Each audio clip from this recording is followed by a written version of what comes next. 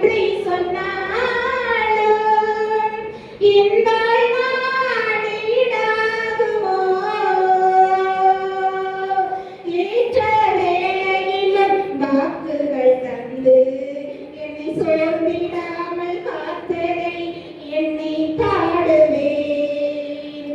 சோர்ந்திட்ட வேளையிலும் கிருபைகள் தந்து என்னை சோர்ந்திடாமல் நினைத்ததை போற்றி பாடுவேன்.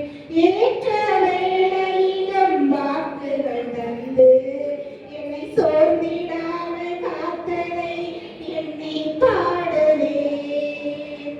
சோர்ந்திட்ட வேளையிலும் கிருபைகள் தந்து என்னை விழுந்திடாமல் சுமந்ததை போற்றி பாடுவேன். இடைவிடாமே காத்தீரையா, உந்தன் வார்த்தைகளால் நடத்தினீரையா. இடைவிடாமல் காத்தீரையா, உந்தன் வார்த்தைகளால் நடத்தினீரையா. கோடி கோடி நன்றி சொன்னாலும்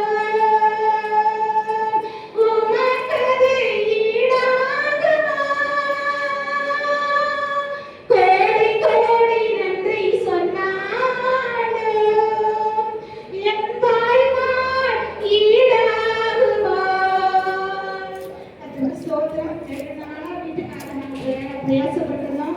6 வருடங்களுக்குள்ள இடம் வாங்கி போட்டு 2 வருட காலமாக விடவலை விட்டு அதுக்கு வேண்டியதான ஒவ்வொரு காரியத்தையும் கர்த்தரை பொருட்படுத்தி ஒவ்வொன்றா கட்ட ஆண்டவர் கிருபை செய்தாங்க. அது மாத்திரமல்ல, வீட்டுக்காக நான் ஜெபிக்கும் போது கடந்த வருடம் ஆகஸ்ட் மாதம் முதல் வாரம் வெள்ளிக்கிழமை ஆண்டவர் எனக்கு வார்த்தை கொடுத்தாங்க. ஏசாயா 43:18-19 முத்தினவர்களை நினைக்க வேண்டாம், பூர்வமானவர்களை சிந்திக்க வேண்டாம், இதோ நான் புதிய காரியத்தை செய்கிறேன், அது இப்பொழுதே தோன்றும், நீங்கள் அதை அறியீர்களா? இதோ வனாந்திரத்திலே வழியை மகாந்திர வழியை ஆறுகளை உண்டாக்குகிறதே வேண்டாம் சொன்னார். அந்த வார்த்தையை நான் வச்சு ஜோம் பண்ணிட்டு இருந்தேன். வீட்டுல வெள்ளிக்கிழமை ஜோம் பண்ண இதே வார்த்தை ஆண்டவர் எனக்கு 3 ஊழியக்காரங்க உங்களை ஆண்டவர் எனக்கு இந்த வார்த்தையை உறுதிப்படுத்தினாங்க. இந்த வார்த்தைப்படி நான் சொல்லிட்டேன். ஆனா எங்க கையில 1 லட்சம் ரூபாய் இருந்துச்சு, கொஞ்சம் ஜுவல்லரிஸ் இருந்துச்சு, கொண்டு போய் அதை நாங்க வச்சு என்ன பண்ணோம், 6 லட்சம் ரூபாய் கையில வச்சு ஜனவரி 21ஆம் தேதி அந்த வேலையை பிரேயரோட ஆரம்பித்தோம். அந்த பணத்தை வச்சு நான் சொல்லுவேன், ஏசப்பா நீங்க 5 அப்பா 2 மீனை கொண்டு 1000 பேருக்கு யோசித்து மீதியானது எடுக்க வச்சீங்க. இந்த பணத்தை உங்க கருத்தினால நான் கொடுத்து ஜெபிச்சு வேலையை ஆரம்பிக்கணும்னு ஜெபிக்க ஆரம்பிச்சு வேலையை ஆரம்பிச்சோம். அது மாத்திரம் இல்லை, இன்னொரு ஜெபம் பண்ணி ஏசப்பா நான் இந்த பணத்தை வச்சு வீட்டை கட்டுறேன். ஆனா இது பாதியில நிக்க கூடாது, யாரும் சொல்லக்கூடாது, வீடு கட்ட திராணி இல்லைன்னு ஒருவர் சொல்லாத அளவுக்கு என் முகப்பட்டு போகாதபடிக்கு என் தலைக்கு உயர்த்தணும்னு சொல்லி நான் ஜெபம் பண்ணேன். அப்படியாக தேவன் கட்டுப்படி கிருபை செய்தாங்க. அது மாத்திரமில்ல, நீங்க எல்லாம் ஜெபம் பண்ணிருக்கிறீங்க, எங்களுக்காக ஊழியக்காரங்க விசுவாசிகள் எல்லாம் ஜெபம் பண்ணிருக்கிறீங்க. உங்களுக்காக நான் நன்றி சொல்றேன். அது மாத்திரமில்ல, கட்டி முடிச்சுக்கிட்டே இருக்கும் போது பணம் 6 லட்சம் ரூபாய் காலி ஆயிடுச்சு. எங்களுக்கு தெரிஞ்ச கேம்பஸ்ல இருக்கவங்களும் ஒருத்தவங்க என்ன பண்ணாங்க, வந்தாங்க, நீங்க கட்டுங்க நாங்க பார்த்துக்கிறோம் அப்படின்னு சொல்லி ஒரு 6 லட்சம் ரூபாய் அவங்க கொண்டு வந்து வட்டி இல்லாத பணம் எங்க கையில கொண்டு வந்து கொடுத்தாங்க.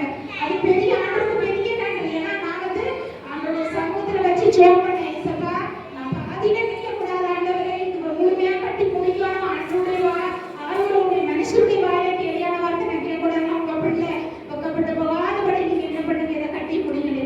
இதை வரைக்கும் கர்த்தர் கிருபையாக அதை கட்டி கொடுத்து அதை பிரதிஷ்டை பண்ணி கர்த்தர் கிருபை பாராட்டினாங்க. நிறைய ஊழியக்காரங்க வந்தீங்க, என்னுடைய அழைப்பை ஏற்று விசுவாசிகள் வந்தீங்க, எங்கள் குடும்பங்களையும் வீட்டையும் கர்த்தர் ஆசீர்வதித்தீங்க, நீங்கள் ஆசீர்வதித்தீங்க. அதுக்காக தேவனை மனதார உங்களுக்கு நன்றி சொல்லுகிற கர்த்தருக்கு ஸ்தோத்திரங்களை ஏறெடுக்கிறேன்.